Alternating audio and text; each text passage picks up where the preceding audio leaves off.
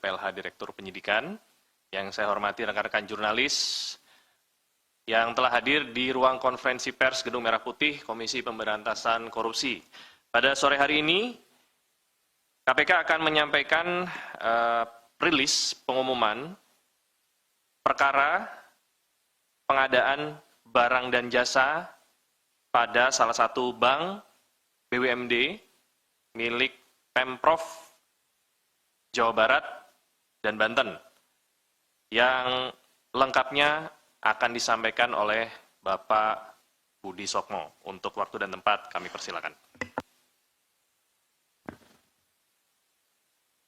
Bismillahirrahmanirrahim. Assalamualaikum warahmatullahi wabarakatuh. Terima kasih Mas Desa atas waktu dan tempatnya untuk saya menyampaikan terkait rilis penyidikan perkara pengadaan barang dan jasa di Bank Jabar Banten.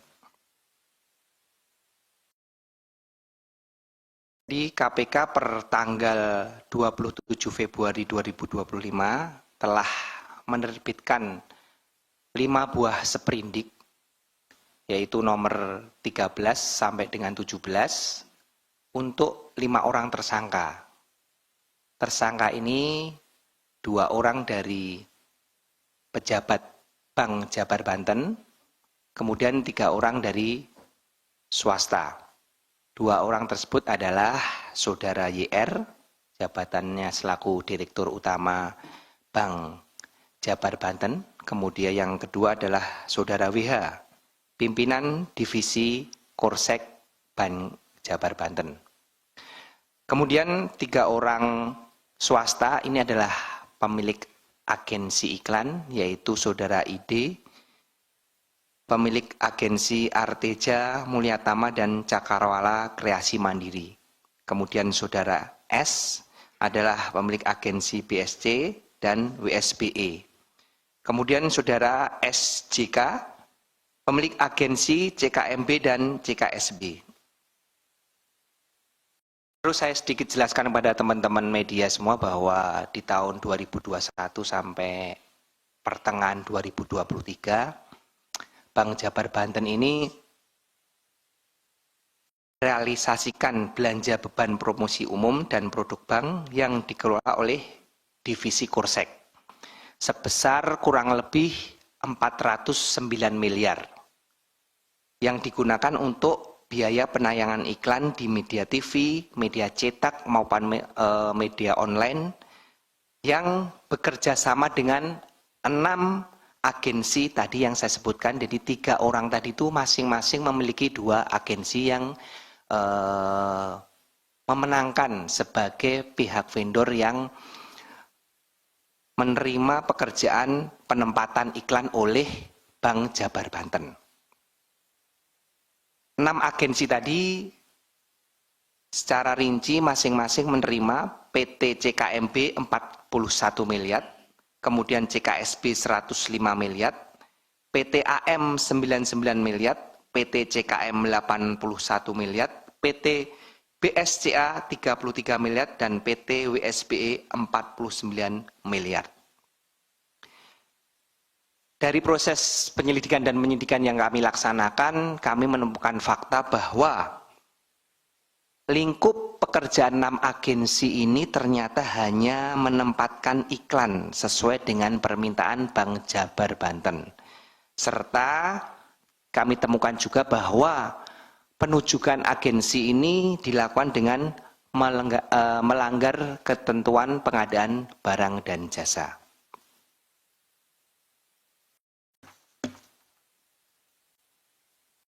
Kemudian dari proses penempatan yang dilakukan oleh 6 agensi tadi, seperti biasa modus terhadap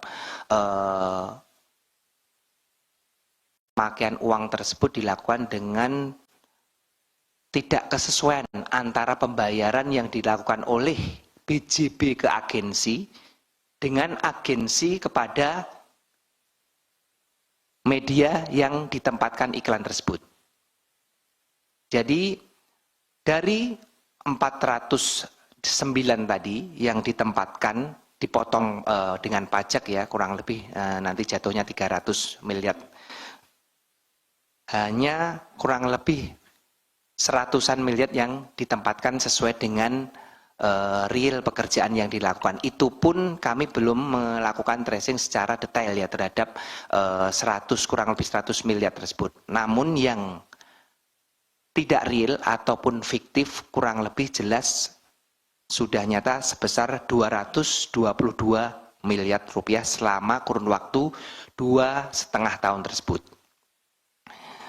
Adapun penggunaan uang tersebut memang di BJB ini ada suatu dari hasil penyidikan yang kami laksanakan kebutuhan-kebutuhan yang non budgeter. Jadi Dirut Bank Jabar yaitu saudara YR bersama-sama saudara Widi ini melakukan kerjasama dengan agensi tersebut untuk bersepakat bagaimana untuk memenuhi dana non budget tersebut. Akhirnya dibuatlah tadi suatu penempatan iklan yang sebenarnya PT BJB itu bisa langsung menempatkan ke media, namun digunakan pihak agensi guna mengambil sejumlah uang tadi di 2,5 tahun kurang lebih 222 miliar. Adapun beberapa PMH yang telah kami temukan terhadap perkara ini adalah saudara YR selaku Dirut bersama-sama dengan Widi Hartarto yang di sini adalah dia PPK-nya terhadap proses pengadaan barang dan jasa penempatan iklan tersebut, mengetahui dan memang sengaja menyiapkan agensi-agensi tersebut untuk memenuhi kebutuhan dana budgeter sehingga penunjukan mereka pun tidak sesuai dengan peraturan yang berlaku di internal Bank Jabar Banten terkait dengan pengadaan barang dan jasa. Kemudian Dirut dan PPK mengatur pemilihan siapa-siapa agensi yang memenangkan penempatan iklan tersebut. Di sini tentunya para agensi juga telah sepakat sehingga mereka bersama-sama dengan para pihak BJB yaitu Dirut dan kepimpinan divisi Kursek melakukan perbuatan merugikan keuangan negara. KPK dalam ini telah melakukan serangkaian upaya paksa yang telah kami laksanakan setelah surat penyidikan dikeluarkan, yaitu diantaranya terhadap kelima tersangka tersebut telah kami lakukan pencegahan, kemudian kami juga telah melakukan penggeledahan di beberapa tempat yang kami duga terdapat barang bukti terkait dengan perkara dimaksud. Kemudian tentunya kami melakukan penyitaan barang bukti dalam rangkaian proses penggeledahan yang telah kami laksanakan. Itu saja yang bisa kami sampaikan terkait dengan perkembangan penyidikan perkara pengadaan barang dan jasa di Bank Jabar Banten. Silakan rekan-rekan media yang akan memberikan pertanyaan, namun saya rasa cukup 3 atau 5 maksimal ya Pak Tesa untuk pertanyaannya. Silakan nanti Pak Tesa diatur. Terima kasih. Wassalamualaikum warahmatullahi wabarakatuh. Waalaikumsalam. Terima kasih Pak. Sebagai tambahan rekan-rekan sekalian, disampaikan bahwa pada tanggal 28 Februari tahun 2025, KPK telah mengeluarkan surat keputusan nomor 373 tahun 2025 tentang larangan bepergian ke luar negeri terhadap 5 orang berinisial YR, WH, IAD, SUH, dan RSJK. Untuk diketahui bahwa per tanggal 27 Februari 2025, penyidik KPK telah mengeluarkan surat perintah penyidikan dugaan tindak pidana korupsi dalam pengadaan barang atau jasa pada PT BPD Jawa Barat dan Banten untuk tahun anggaran 2019 sampai dengan 2024. Proses penyidikan saat ini sedang berjalan dan KPK telah menetapkan 5 orang tersangka. Kerugian negara pada perkara ini dalam proses penyelidikan sebesar kurang lebih 250 miliar. Larangan bepergian ke luar negeri ini dilakukan oleh penyidik karena keberadaan yang bersangkutan di wilayah Indonesia dibutuhkan dalam rangka proses penyidikan. tindak pidana korupsi sebagaimana tersebut di atas dan berlaku untuk 6 bulan ke depan. Demikian rilis tambahannya. Dipersilakan bagi rekan-rekan yang ingin bertanya untuk perkara yang baru saja disampaikan. Silakan Mas Chandra. Ya, mau nanya soal keterlibatan dari mantan Gubernur Jawa Barat Ridwan Kamil dalam kasus ini apa? Kenapa KPK mencari bukti di rumah dia beberapa waktu lalu? Terus yang kedua, apa yang diambil oleh KPK dari kantor BJB Bandung saat melakukan penggeledahan beberapa waktu lalu? Terus apakah memang tidak ada keterlibatan dari Gubernur BJB ini kan sahamnya dikuasai oleh Pemda kan. Nah, apakah bisa KPK menerapkan pasal yang memperkaya orang lain kepada pejabat-pejabat di Pemda? Itu aja. Oke. Baik, terima kasih Mas Desa dan Mas Budi. Izin saya Fadil dari Wartawan Kumparan. Pertama, yang ingin saya tanyakan adalah tadi disampaikan terkait dengan kebutuhan dana non-budgeter. Itu apakah bisa didetailkan terkait kebutuhan dana non-budgeter itu apa saja? Apakah termasuk juga dana yang mungkin diduga diterima oleh mantan Gubernur Jawa Barat Ridwan Kamil? Dan apakah dari tim penyidik KPK bakal mengusut terkait dengan penerimaan dana non-budgeter itu termasuk dengan mungkin yang diduga diterima oleh Ridwan Kamil. Terus pada perkara ini kan juga menyambung pertanyaan dari Bang Chandra sebelumnya. Sebelumnya KPK kan juga menggeledah rumah Ridwan Kamil yang di Bandung gitu.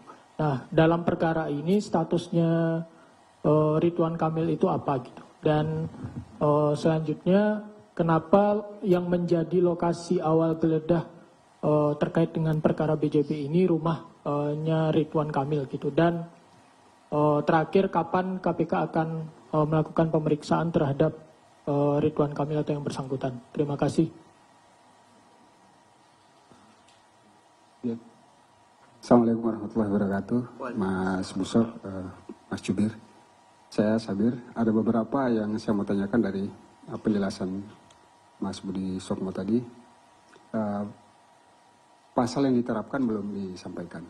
Kalau kami menduga ini ya, bahwa pasalnya 2 ayat 1 atau pasal 3, junto pasal 5 ayat 1 ke 1 KUH pidana, atau junto pasal 65 karena perbuatan berlanjut. Nah, tetapi apakah benar pasal yang disangkakan demikian gitu? Karena ini penting untuk kemudian kita menentukan konstruksi perkaranya. Itu pertama. Yang kedua, soal tadi ada perbedaan sedikit ya, bukan sedikit, cukup signifikan penjelasan Pak Mas Budi Sukmo dengan Mas Desa. Selisihnya 220 miliar, kerugian negara 250. Nah, kan ada selisih 30 M nih, yang dilap 30 miliar siapa nih? Ya, itu yang pertama, perlu dikelirkan dulu nih, ini mana yang kemudian, apakah kemudian yang 30 miliar itu menjadi keuntungan yang diterima oleh 5 orang itu, karena kemudian kan tentu dalam pasal kerugian negara itu ada kickback, ada penerimaan itu pertanyaan ketiga. Keempat, turunan dari pasal ini dan jumlah kerugian negaranya, tentu dengan jumlah kerugian yang sangat besar, taruhlah kita sebut 200 miliar lebih lah gitu ya, karena persisnya secara persis kan belum disampaikan. Apakah ada aset-aset yang diduga oleh 5 tersangka ini kemudian sudah dipergunakan uang yang hasil kerugian itu dipakai untuk pembelian aset, atau dibelanjakan, atau ditransfer, atau dialih bentukkan, atau dilakukan perbuatan lain yang diduga sesuai dengan pasal 3 atau pasal 4 Undang-Undang TPPU gitu ya. Karena pertanyaan Fadil tadi itu beririsan dengan pasal TPPU juga diantaranya. Yang kelima, masih terkait dengan ini secara substansial,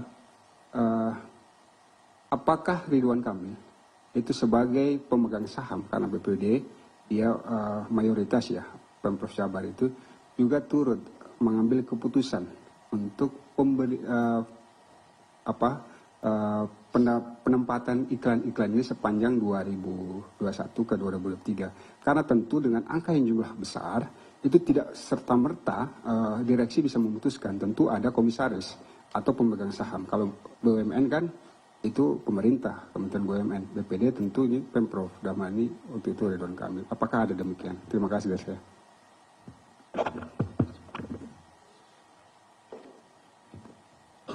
Tes, ya untuk nambahin aja. Pertanyaan saya simpel aja. Pertama belum dijelaskan apa urgensi iklan itu. Kenapa segitu besar sehingga harus menggunakan iklan itu? Terus kemudian belum dipaparin.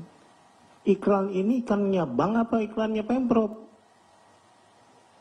Ini kan harus jelas juga. Jangan-jangan memang kepentingan sang pemegang saham sehingga rumahnya digeledah. Kan gitu. Terus ada yang sederhana yang kedua. Dikatakan ini Bank Jabar dan Banten. Kok rumah gubernur Bantennya nggak digeledah ya? Ini kan pertanyaan orang bego aja nih. Ya saya yang simpel-simpel yang agar juga itu menjadi paparan KPK. Yaitu pertanyaan artinya bahwa yang pertama itu ada inisiatif atau atas perintah bahwa urgensi dari iklan itu apa sih, sebegitu pentingkah harus ngiklan dengan biaya 409 miliar misalkan. Atau memang bisa dipaparin nggak sih contoh iklannya apa gitu loh. Kalau cuma bank-bank doang, gambar bank dia ngapain segitu besar gitu loh. Nah ini harus ada kejelasan bagi publik agar bisa mengetahui besarnya biaya itu, model iklannya kayak gimana gitu loh. Kalau orang kan bisa tahu pernikahan mewah tuh kayak gini gitu loh. Kalau pengiklanan 400 miliar tuh kayak gini gitu loh. Itu pertanyaan simple, 2 pertanyaan saja. Terima kasih. Cukup ya? 4? Oke.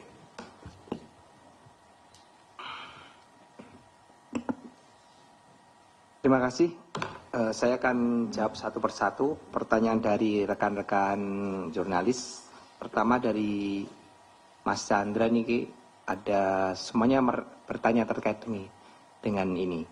Apa sih keterlibatan RK sehingga tempat pertama kali yang digeledah adalah rumahnya RK. Kami KPK dalam melaksanakan upaya paksa penggeledahan tentunya ada petunjuk-petunjuk sebelumnya yang telah kita dapatkan. Sehingga kami melakukan penggeledahan terhadap beberapa tempat. Dan pada saat itu memang secara random adalah satu keputusan saya selaku Kasatgas yang menangani perkara tersebut. Siapa yang prioritas pertama saya geledah adalah memang rumahnya saudara RK. Karena memang itu adalah hal yang terpenting yang akan kami lakukan pertama kali. Itu adalah salah satu teknis kami penyidikan yang mungkin tidak bisa dijelaskan secara detail di sini. Kemudian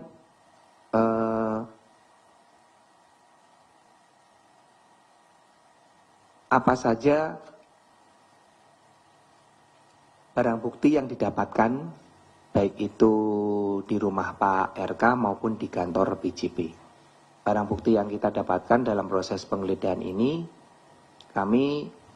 ini overall ya, saya bukan ngomong di satu tempatnya. Selama 3 hari saya melaksanakan penggeledahan, banyak yang kami dapatkan terkait dengan dokumen-dokumen, catatan-catatan terkait dengan pengeluaran-pengeluaran dana non-budgeter tersebut, kemudian terkait dengan aset-aset tadi seperti yang ditanyakan Om Sabir, itu semuanya kita, belum semuanya sih ya, tapi kita sudah dapat memetakan siapa saja pihak-pihak yang nikmati terkait dengan dana non-budgeter ini.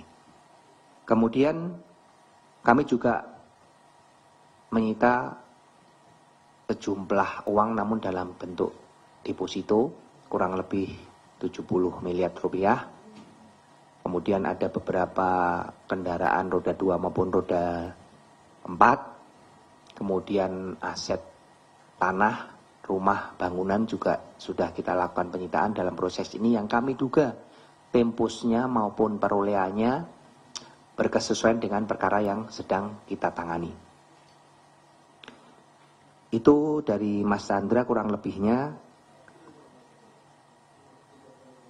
Bukan, tadi secara overall ya, dari semua tempatnya. Saya tidak mendetailkan karena banyak perkara, banyak tempat yang kami geledah selama 3 hari ini, kurang lebih 12 tempat. Jadi saya tidak bisa mendetailkan. Nanti secara detailnya mungkin bisa disampaikan pada rilis-rilis berikutnya.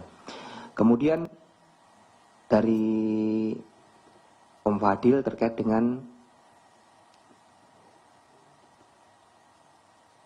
dana non-budgeter itu untuk apa saja. Nah, dari proses penyidikan yang telah kami laksanakan bahwa dana non-budgeter dan dari hasil penggeledahan yang telah kita laksanakan memang banyak uang-uang yang memang tidak dianggarkan di PJB sehingga diambilkan dari dana non-budgeter ini. Dan ini masih kita telusuri karena kita belum mengklarifikasi, kami hanya baru mendapatkan catatan-catatannya saja, nanti akan kita klarifikasi kepada pihak-pihak yang melakukan delivery. Ini kepada siapa, sesuai dengan catatan-catatan tersebut, kebenarannya, sehingga kami tidak bisa merilis terkait dengan detail siapa saja yang menerima terkait dana non-budgeter ini karena kita belum mengkonfirmasi terkait dengan catatan-catatan dari hasil penggeledahan yang kita temukan maupun dari transfer-transfer yang telah kita dapatkan dari PPATK. Kemudian Bapak Ridwan RK ini statusnya apa? Kalau statusnya sampai saat ini beliau ya di dalam perkara ini saksi juga belum ya karena belum dipanggil saksi dan kapan akan dipanggil nanti pasti akan kita panggil karena di rumah yang bersangkutan beliau kita laksanakan penggeledahan dan ada beberapa barang bukti yang kita cita tentunya harus kita klarifikasi kepada yang bersangkutan. Terkait kapannya tentunya sesegera mungkin akan kami panggil untuk seluruh saksi-saksi terkait dengan hasil penggeledahan yang kami laksanakan untuk mengklarifikasi terhadap barang bukti yang kami ambil maupun kami sita dari tempat yang bersangkutan. Kemudian tadi benar sekali dari Mas Habir bahwa pasal yang diterapkan ada pasal 2 dan 3, kemudian kerugian 222 itu tadi saya sampaikan kalau Mas Desa tadi ngomongnya 250 ya memang kurang lebihnya ya, tetapi kami menghitung ini adalah sesuai dengan 222 ini Om Sabir dari nilai realnya ya. Jadi yang ditempatkan berapa, maksudnya yang dikeluarkan oleh BJB itu di dalam pembayaran itu kurang lebih berapa, detail, kemudian yang dibayarkan oleh agensi kepada media berapa, ini dikurangkan secara realnya sebanyak 222 miliar. Nah ini kita tadi saya sampaikan belum apakah yang ditempatkan tadi karena ada yang ditempatkan di media karena 6 agen tadi adalah memiliki iklan juga, memiliki pekerjaan iklan juga. Apakah benar dikerjakan atau tidak kita belum mendalami. Jadi ini baru sesuai dengan bukti formilnya aja dari kwitansi yang dibayarkan BJB dibandingkan dengan kwitansi yang dibayarkan agensi kepada media. Secara materialnya apakah itu benar dikeluarkan yang ke media itu kita akan perdalam nanti dalam proses penyidikan. Kemudian benar sekali apakah pihak-pihak yang menerima ini sudah menempatkan, mentransfer ataupun merubah bentuk dari non-budgeter tadi, dana budgeter tadi yang diterima tadi. Sejauh ini ada beberapa yang memang sudah dilakukan pentransferan, kemudian pembelanjaan, kemudian diatasnamakan orang lain, menggunakan nomini orang lain terhadap dana-dana tersebut. Dari hasil proses penggeledahan sudah kami temukan petunjuk tersebut dan akan kita perdalam nanti di proses penyidikan yang akan datang. Kemudian apakah RK sebagai pemegang saham juga turut mengambil keputusan? Sejauh proses penyidikan yang kami laksanakan dari tanggal 20 Februari yang kita lakukan, kami belum menemukan fakta tersebut. Di sini kami prosesnya baru melaksanakan tadi seperti pertanyaan sebelumnya terkait dengan penelusuran penggunaan uang tersebut. Jadi kami menggunakan follow the money. Uang-uang tersebut siapa saja yang menerima, kemudian digunakan untuk apa, apakah sudah dilakukan perubahan bentuk atau apa, baru sejauh itu. Terkait dengan pengambil keputusan saudara RK selaku pemegang saham, kita belum dapat menyampaikan hal tersebut karena memang belum kita temukan dalam proses penyidikan. Kemudian tadi terakhir dari Om Mario, pertanyaan, apa sih urgensi iklan tersebut? Terus iklan tersebut itu untuk iklan BJB atau iklan Pemprov? Kemudian iklan apa saja sih itu? Jadi supaya masyarakat tahu lah apa sih iklannya. Nah, kalau iklannya tersebut adalah iklan dari khusus untuk Bank BJB. Ini kami tadi sampaikan Mario secara formilnya ya dari data-data formil yang kita temukan. Namun faktanya kita belum klarifikasi apakah memang benar itu khusus untuk iklan-iklan BJB untuk mengiklankan mereka sehingga mereka bisa lebih terkenal lagi atau untuk kepentingan lain, ini akan kita perdalam. Kemudian kenapa hanya Gubernur Jabar saja, saudara RK, yang dilakukan upaya paksa berupa penggeledahan? Kenapa Gubernur Banten tidak? Seperti yang saya sampaikan tadi Om Mario, bahwa kami melaksanakan proses upaya paksa berdasarkan dengan petunjuk-petunjuk yang telah kita dapatkan sebelumnya. Sejauh ini petunjuk-petunjuk yang kami dapatkan untuk dilaksanakan penggeledahan hanya tempat-tempat yang kami laksanakan penggeledahan di hari Senin dan Rabu kemarin. Di antaranya adalah rumah saudara RK. Sedangkan untuk kediaman ataupun rumah Gubernur Banten sejauh ini kami belum ada petunjuk ataupun clue terkait dengan hal tersebut. Mungkin itu yang bisa saya jawab terkait dengan pertanyaan rekan-rekan media. Saya rasa cukup. Terima kasih. Selamat berpuasa yang menjalankan ibadah puasa. Saya mohon maaf lahir dan batin. Assalamualaikum warahmatullahi wabarakatuh. Waalaikumsalam. Sedikit ya, sedikit. Jadi untuk yang tadi saya bacakan sebenarnya bahannya itu dibuat sebelum proses penggeledahan. Jadi yang terupdate adalah yang dibacakan oleh Pak Budi Sokmo. Jadi ngikut KN-nya nanti ngikut yang disampaikan Pak Budi Sokmo tadi. Demikian ya, rekan-rekan. Kasus. Iya. Nanti sama saya. Silakan. Wah, untuk bisa meninggalkan tempat. Ya, gimana?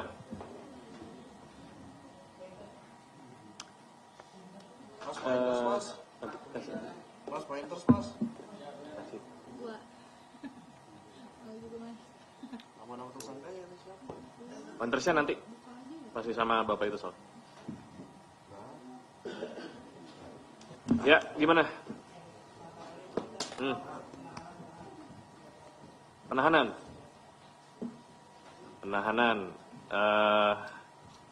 Jadi pada hari ini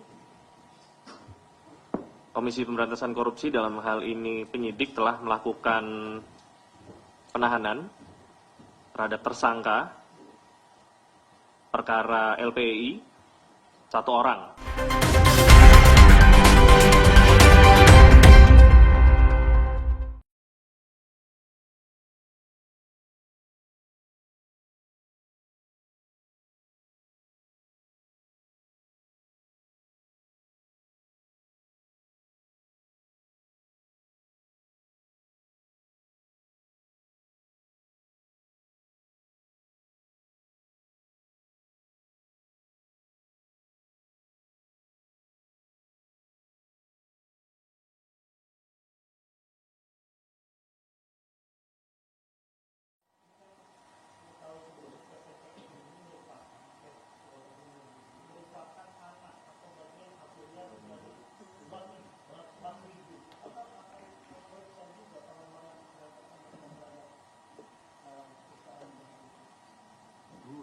Ya, saat ini penyidik sedang melakukan pemanggilan saksi ya, terhadap pihak-pihak yang memang berkepentingan atau mengetahui terkait proses pemberian kredit kepada debitur yang beberapa waktu lalu sudah dilakukan konferensi penahanannya. Jadi siapapun yang menurut penyidik dianggap memahami, maka akan dilakukan pemanggilan, terutama yang memang dibutuhkan dalam rangka penguatan unsur perkara. Untuk sementara itu.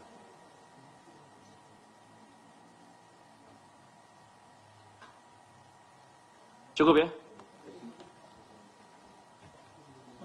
Nah. Tidak hadir. Saya belum tanya. Ini baru info dari meja depan. Tapi ke penyidiknya belum. Ya. Barang bukti spesifik yang ditemukan di rumah Ridwan Kamil itu apa aja sih? Itu kenapa tadi nggak dijelaskan sama Pak Budi juga?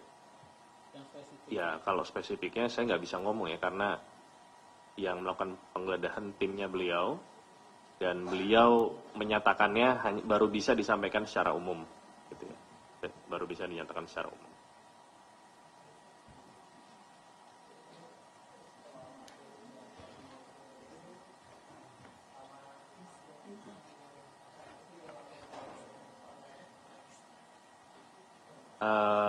Informasinya masih ditelaah ya, di Direktorat PLPM, jadi belum ada perkara yang dilaporkan itu naik ke tingkat penyelidikan.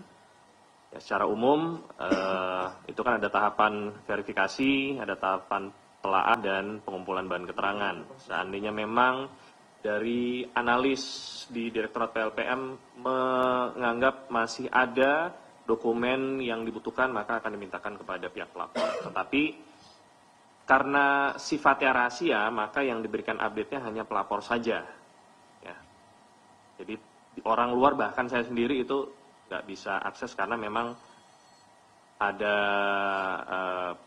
hal-hal yang tidak bisa dibuka kecuali pada pelapor. Cukup ya, teman-teman? Makasih banyak. Assalamualaikum warahmatullahi wabarakatuh. Pointos mas, jangan lupa. Pointos. Harus segera nih. Keburu buka mas. Keburu buka nih mas, ayo.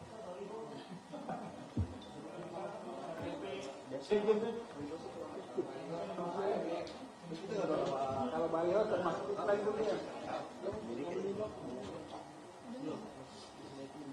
Kalian foto sekalian panggung.